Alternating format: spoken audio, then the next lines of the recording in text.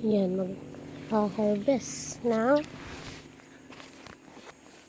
So hello guys, bago tayo umuwi, dagdagan natin yung po-order natin na saluyot. Yan, saluyot.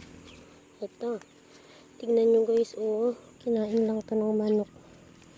Yan, ayan sila nagmumukbang yung mga manok dyan. Pasaway na manok yan eh.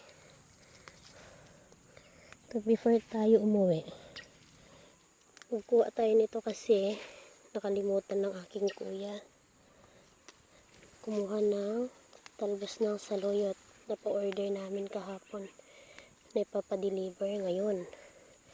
Yan, hanggang guys, total na puno na natin. Yan, mga manoka. Yan, mga sitawan natin. Uwi na tayo guys.